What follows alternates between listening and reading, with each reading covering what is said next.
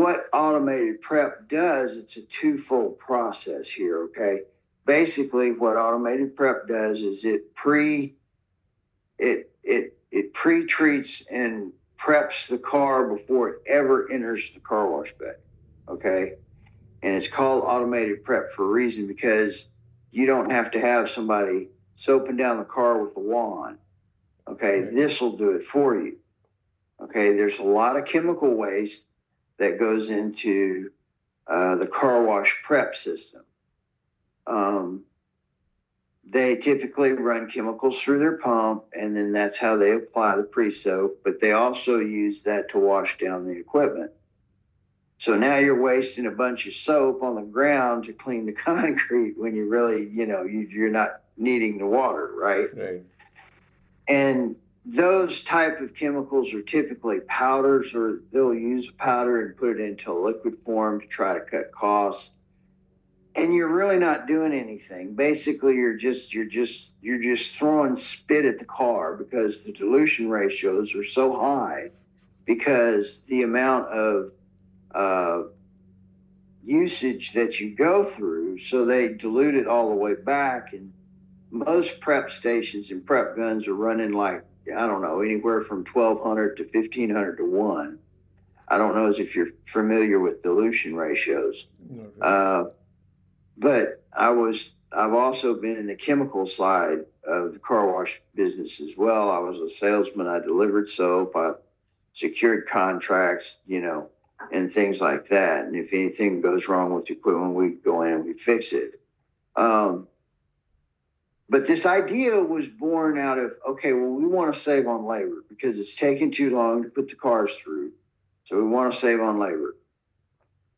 And so this automated prep is basically designed to take the place of a person, okay? So you don't have to pay the labor, okay? But it wasn't enough, because we had to figure out a way to put chemical through there, okay? And so depending on the type of pump you use, you can either put it on at high pressure, or you can put it on at a low pressure, or you can mix it to where you have the high pressure and the low pressure soap simultaneously pre-soaking the car, okay? Mm-hmm. Typically, for pre-soaks to work and to penetrate the dirt and the grime that's on the vehicle, okay, to give you some kind of a background, is to be able to apply it at a higher dilution rate, to where it's much stronger. So you're not at 1,200, 1,500 to 1, you're at like 250 to 1, or 190 to 1, somewhere in there, to get the pre-soak to work properly. Okay. And so we decided to because the type of pumps that we were running at the time, they were diaphragm pumps, and we didn't want to put the chemical through the pump. So we used aftermarket downstream injectors that allowed you to put the soap in at high pressure, and you just turn it down, and what it does is it drops the pressure, but it allows it to pull the chemical through the line so that you can pre-treat the car. Okay. So to make a long story short, not only did I save on labor, but I also cut my chemical costs by 5 cents a car. Okay. Yep. Now, 5 cents a car doesn't seem like much. Okay. But when you're pumping 10,000 and 15,000 cars, 5 cents per car adds up real fast. Yep, true.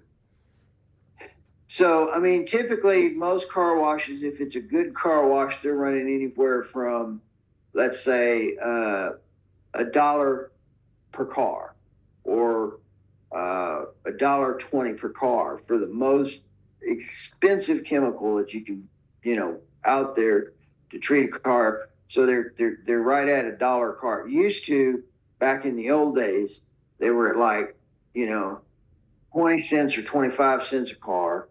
But, with the economy and everything the way that it's going now, it's almost up to $1 per car. Yep. So it's all about the DPCs, or the dollar per car, and your labor in order to save money, right? Yeah. That's the bottom line. That's where your profit's at. So by shaving it to 5 cents a car and putting a stronger mix on the vehicle, you could almost just let the vehicle go. You didn't have to do anything to it, Right. you know? And that's where automated prep was born. But my distributor, okay, I'm a distributor for Pantron Automation, okay? And Pantron Automation is the one that has the controller that makes this possible, okay? Okay. So What's the when name? I tested, it's not about the equipment that you use, okay? It's all about the process, okay, that you're putting it through. You can use anybody's equipment. It doesn't matter whose equipment it is. It's universal in nature, okay? So you're not confined to saying, okay, well, I just need to sell this.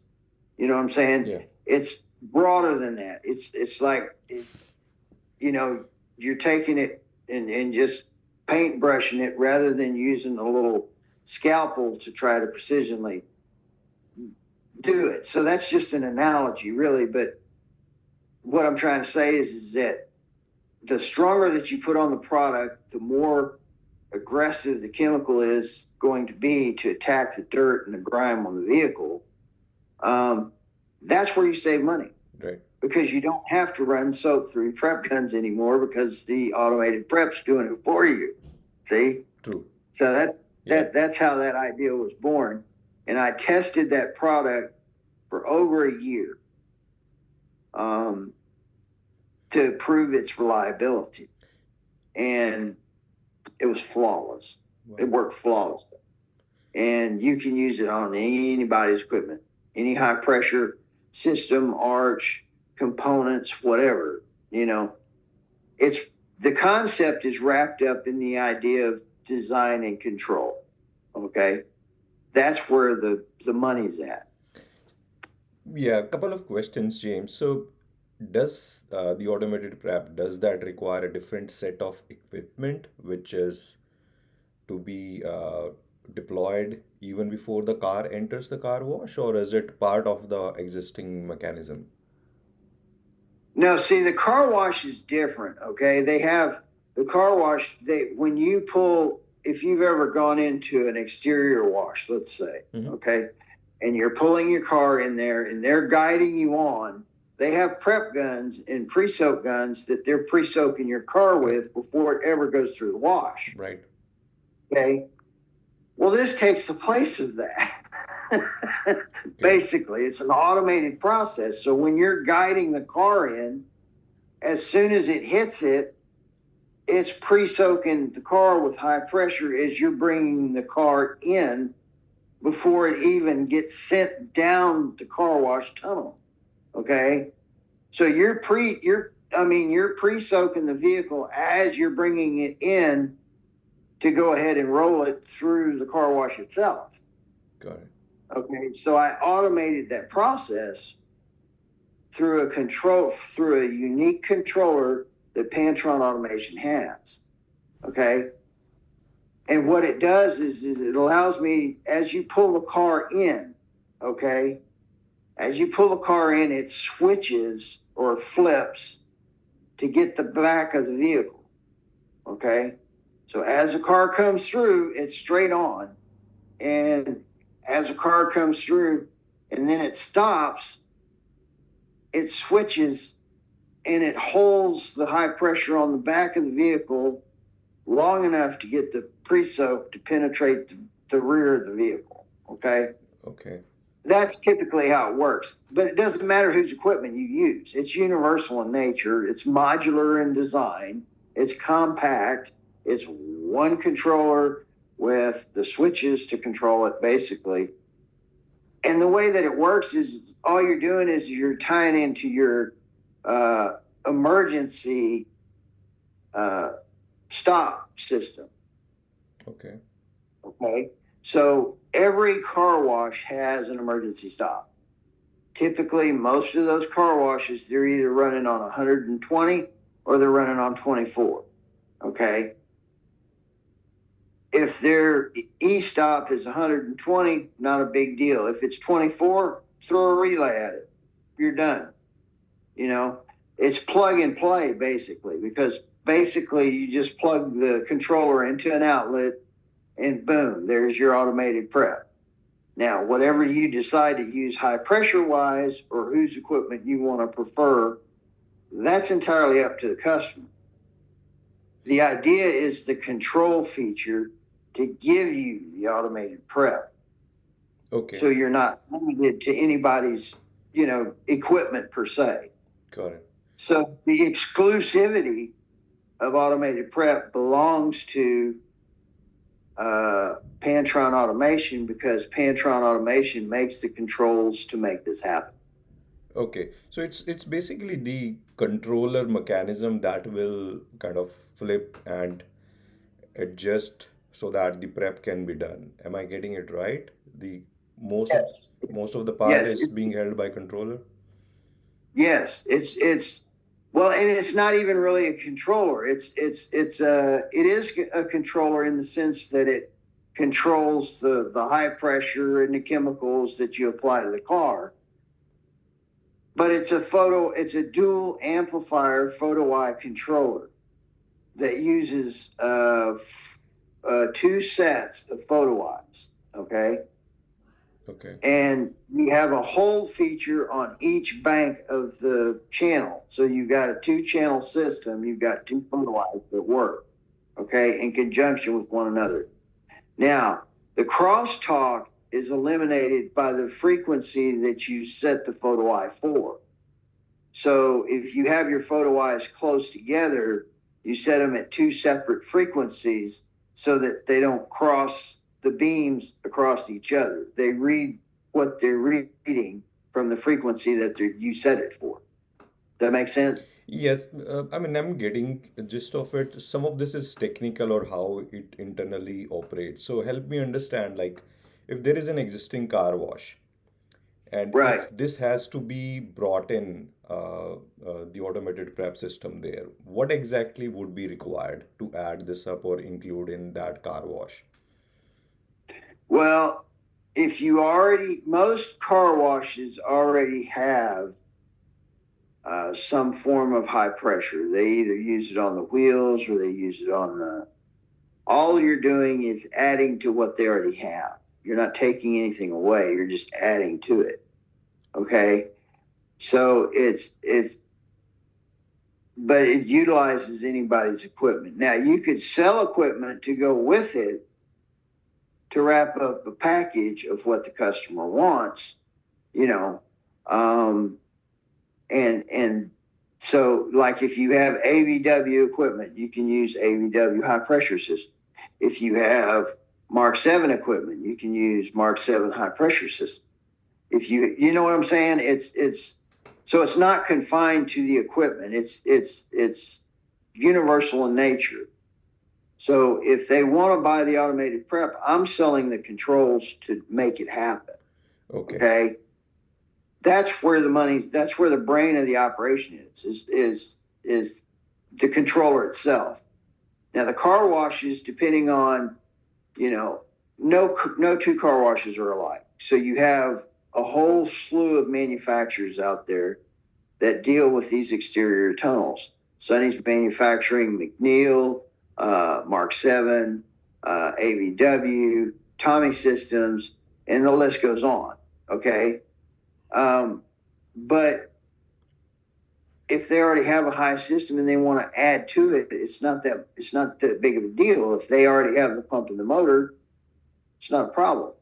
But if they want to add the pump in the motor, or they want to add the high pressure system, they have an option of choosing what they want to use in order to make it function right.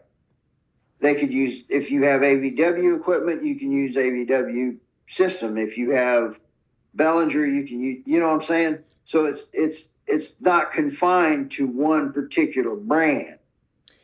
Yeah, but like if they already have the motor and if they already have the high pressure system in their existing car wash, James, In that case, the addition that your prototype or your idea is going to do is have that controller added up, right, to their existing system so Right, that right. it. It's an Mhm. of their system, but it's also uh, a separate part from their system. Okay, You're just adding on to what they have, okay? right. And then it doesn't have. You don't have to have extra functions in their controller. You don't have to integrate it. You don't have to do any of that. All you have to do is bring the e-stop power over from the controller itself to tie in to the system to make the system work. That way, if something malfunctions in the car wash, they hit that e-stop, it stops along with everything else. Sure. And how much does it cost? Like, if taking an example, if a car wash A, they have to get this included or added up in their existing car wash, roughly how much this addition will cost to them? Well, the addition, the controller itself and the design is really not that expensive. You're talking maybe 2 grand. Hmm. Okay. And that's probably retail. Okay. And you could probably wholesale it for like 1,500. But the thing that makes it work is if they already have a pump motor there, or they have something that they want to use to improve on their technology that they already have, great. But if they don't have it, you know, then they're going to have to purchase that. They're going to have to purchase the motor. They're going to have to purchase. Then you have to make sure that they've got extra power in their equipment panel to be able to handle the expansion that you're trying to do from that point. Okay. There's basically three things that you have to have. You have to have the ability to have the electrical power to be able to expand on the system. Hmm. You have to have the high pressure system if you already have one in place or not. And then you have to have the piece of equipment that puts the high pressure on directly onto the car, Sure. whatever that may be. Okay. So there's three components that have to be in play in order for that to happen. So if you're talking about just selling them the controller, right, straight out to do the controller by itself, probably talking about 2 grand. Okay. Okay.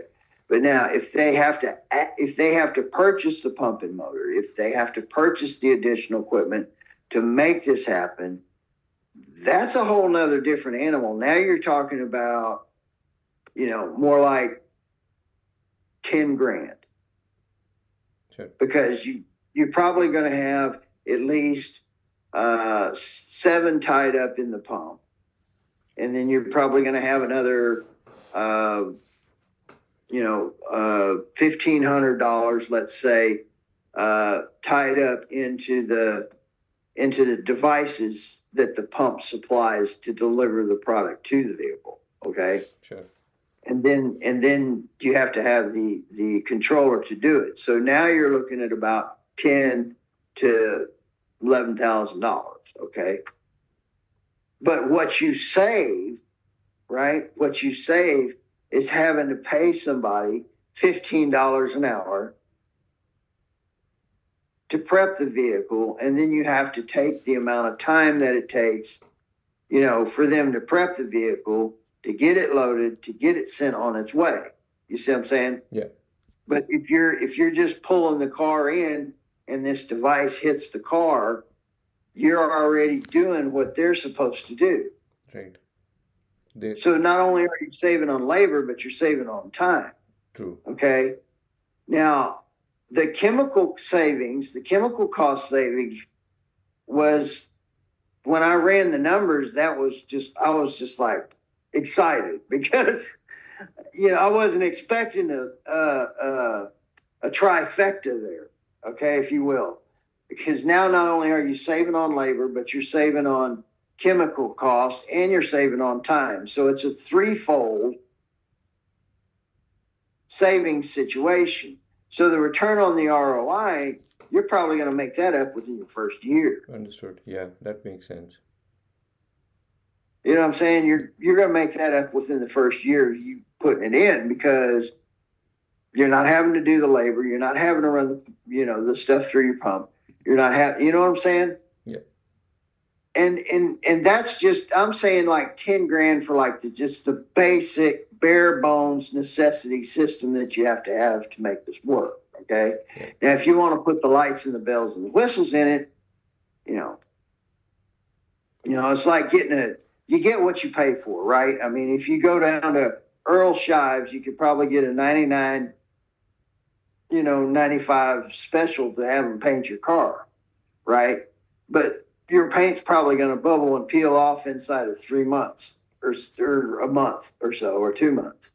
But if you spend $2,500 or $3,000 on the same paint job rather than $200, it's probably going to last you 10 years. Yeah. You see what I'm saying? So it really benefits the customers, and it can work for any application. Okay. True. A lot of people, and here's the other thing too, a lot of people, they're walking back and forth. You have your employees going in and out, and they're crossing over this thing constantly. Is it going to set it off? No, it's not going to set it off. Why? Because it has a latching relay. Okay. Okay. So there's 3 parameters that have to be met in order for this thing to fire. First of all, it has to know that the car is present, right? Well, that's simply a tape strip, a bell ringer hose, whatever you want to do. Okay. To put it in front of the vehicle. I used a bell ringer hose when I did it. But you could also use a tape switcher, whatever you want to use. But there's 3 things that have to be present in order for that thing to fire. So if you got employees running back and forth across these photo eyes because you're having to walk past the system, it's not a big deal because you're not going to set it off. Yeah. Both photo eyes have to see the car. That's number 1. And number 2, the car has to hit the latching relay that latches in the power to make the whole system work. Okay? Yeah. That's how it works.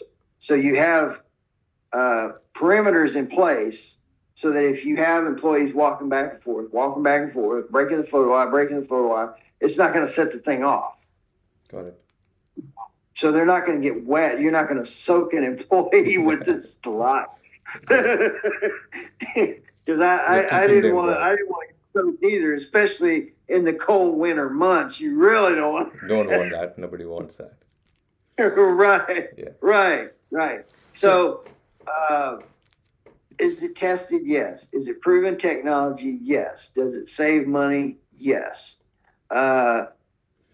James, sorry to interrupt you. The way the meeting was set, I believe it will automatically end in 2 minutes. I will have to send you another invite just after this, so that we can just continue and finish this conversation. So if it ends up, I'll immediately send you another invite for another 10-15 minutes, if that's okay with you. Okay, yeah, that's fine. But I mean, you understand what I'm talking about. Yeah, though. I got an idea about the concept, or what actually you envisioned here. I'll have some specific questions understanding this in terms of the overall testing. Where do we stand currently? There are a number of questions that I will request for your input so that I can accordingly assess the whole thing. I think the meeting is going to end in next few seconds. So let me see if that ends up immediately. I'll send you another invite. If not, then we can Okay, probably. that sounds good. Yeah. All right. I'm just watching, like it will automatically end it, or it will allow us to continue.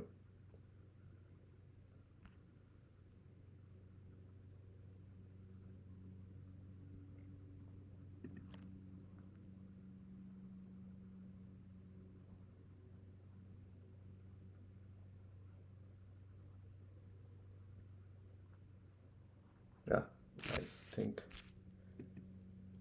it's going to end up.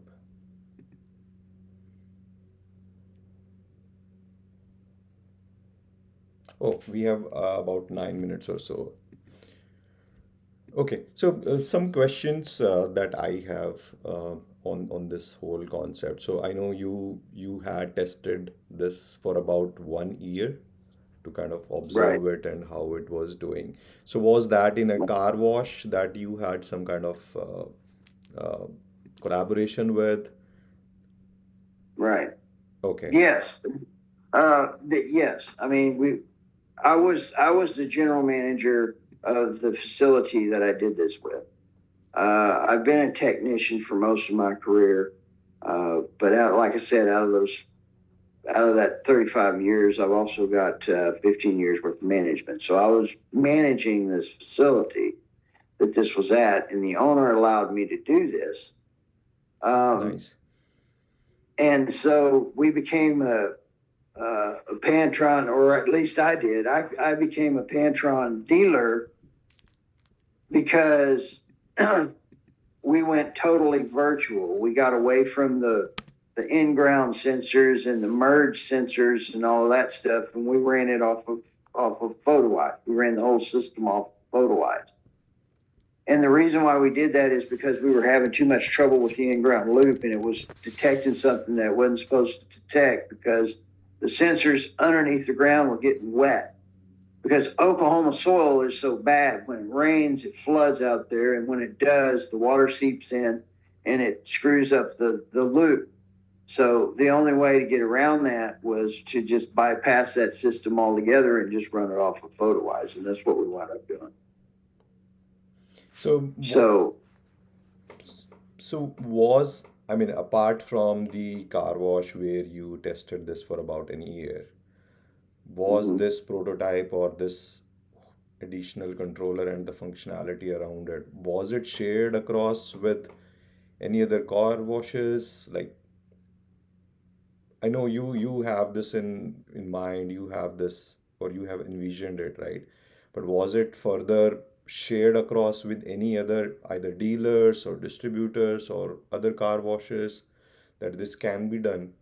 And any discussions around it? Was it done ever? Well, see, I put out I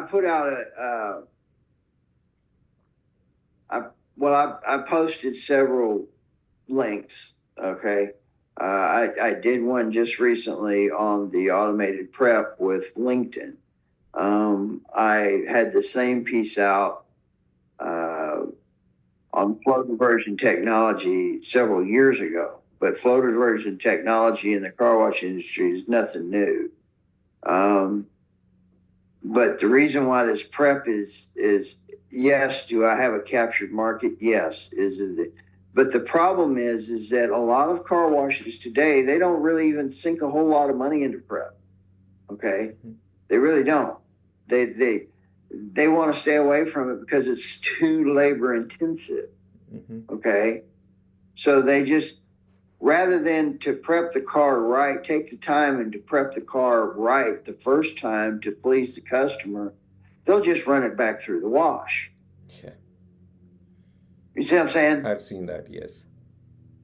Oh, okay, well, your car didn't come out clean. Oh, no problem. Just bring it back around when we'll run it through. You know what I mean? They don't focus on prep. They don't focus on pre-soaking the vehicle before it even enters their wash. Right, And what this does is this says, hey, you can apply this two-step process that most in-bay automatics use into your tunnel system by adding this device. right. You know, now is it fully automated? No, it only gets the rear of the vehicle. Okay, so it is automated in the sense that it does pre-soak the car and it does get the breakdown and it does do the buildup. But now, if you wanted to fully automate the system, okay, you wanted to do the front and the rear. Okay, that's very easily done by adding a controller, and you could put an arch in front of it and everything. What this does is it extends your automated system another 20 feet. or 30 feet into your car wash. Right. And you don't have to change your controller system. It's independent of itself. It doesn't depend on your pulse or your integrate. You don't have to integrate it with the car wash at all. It's a separate standalone piece of equipment. Sure. So, and I've built this thing to where you can scale it. Okay. It's scalable. Not only is it modular in design and it's compact, but it's scalable. And it's universal in nature. It can use anybody's equipment. So, I think it was the best thing since sliced bread. I was saving on labor, I was saving on chemicals, and I'm like, this is gold. This is. You can easily sell it. You So, know. so what was the reaction of the owner of the car wash or that you were managing when you tested it? Oh, he absolutely loved it. He said, "I like it. Make it happen," because he knew how much time we were spending on prep. Right. Okay. But a lot of car washes don't focus on that. I put up this LinkedIn post, and I had one guy reply back to me and said, "Wow, you automated prep. That's awesome. Nobody focuses on that anymore. And the customers love that stuff." Well, of course they do, because nobody does it. Yeah. And that's how you can set yourself apart from your competition. Yeah. So, You so, know? so now, James, given we have only 3, 4 minutes left, so do you or are you planning to kind of put more, even if not advertisement, some more LinkedIn posts around it, or trying to put it on social media a bit? What is your chain of thought there on this idea? My train of thought is it's first of all, I'm a Pantron distributor. It's Pantron technology that's driving the automated prep system. Mm-hmm. I have exclusivity through Pantron. Okay. So, because it's a new system.